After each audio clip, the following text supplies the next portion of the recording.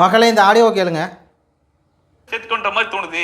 நம்ம 3 பேருமே சேர்ந்து விளையாடிக்கலாமோ அப்படிங்கிற மாதிரி பேசிட்டு இருக்காரு. ராணுவ நம்ம சேர்த்துக்கவே கூடாது. அதை பார்க்கும்போது எனக்குலாம் டேய் யாரியா நீ, உன் மேல ஒரு பெரிய மரியாதை. அதாவது நம்ம கண்ணியன் முத்துக்குமரன் இருக்கார்ல, அவர் வந்து பார்த்தீங்கன்னா இந்த சஃபீஸோன்னு ஒருத்தர் இருக்கார்ல, அவர் வந்து கிளியிலையும் கிழிச்சு விட்ருக்காரு. அப்படியே வந்து கார் துப்பியிருக்காரு அப்படின்னு தான் சொன்னோம். டே கண்ணியா, நீ என்னமோ பெரிய கண்ணியன் மாதிரி பேசுறியே, யாரா நீ அப்படிங்கிற அளவுக்கு காரி துப்பி விட்டாப்புல.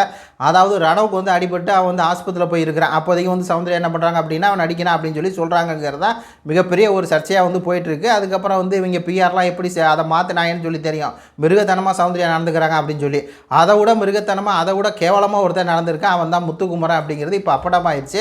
அதாவது அவன் வந்து அப்போ ஆஸ்பத்திரிக்கு வந்து போயிட்டுருக்கான், அடிபட்டு அந்த இதுக்கு போயிட்டுருக்காங்க.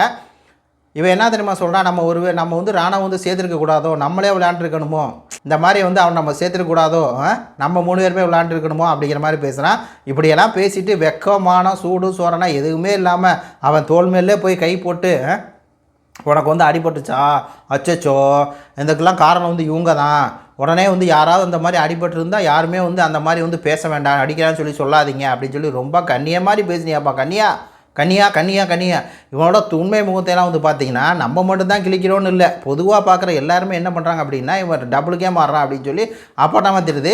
இன்றைக்கி காலையில் கூட இந்த ரணவுட்டை வந்து இவன் எப்படி சௌந்தர்யா பற்றி தப்பாக பேசினா அப்படின்னு சொல்லி தெரியும். அதாவது இவனோட டார்கெட்டும் ரணவோட டார்கெட்டும் சௌந்தர்யா வந்து என்ன, சௌந்தர்யா மேலே எல்லா பழியையும் போடணும் அப்படிங்கிறனால தான் சௌந்தர்யா வந்து மன்னிப்பு கேட்டதுக்கு அப்புறமும் இந்த மாதிரி சாச்சனா அந்த வீட்டில் வந்து நடிச்சுக்கிட்டு இருந்தா, அவளுக்கு வந்து காலில் வந்து அடிபட்டுச்சு, 6 மாதம் எந்திரிக்க முடியாதுன்னு, அதே மாதிரி தான் நீயும் பண்ணியும் தோணுச்சு, அது வந்து தப்புன்னு அப்படி நினைக்கக்கூடாது, நீ வந்து உனக்கு உண்மையுமே அடிபட்டுருக்கு சாரின்னு கேட்டதுக்கப்புறமும் ரணவ் வந்து ஒரு வேலை பார்த்தா பார்த்தீங்களா, அது முத்துக்குமரன் சொல்லி இவங்க 2 பேத்துக்கு சௌந்தர்யா தான் டார்கெட்டு. அப்படி இவங்க டார்கெட் பண்ண இவங்களோட முகம் தான் கிளியும் அப்படிங்கிறதா மாதிரி தான் இருக்குது. உங்கள் கருத்துக்களை சொல்லுங்கள். நன்றி, வணக்கம்.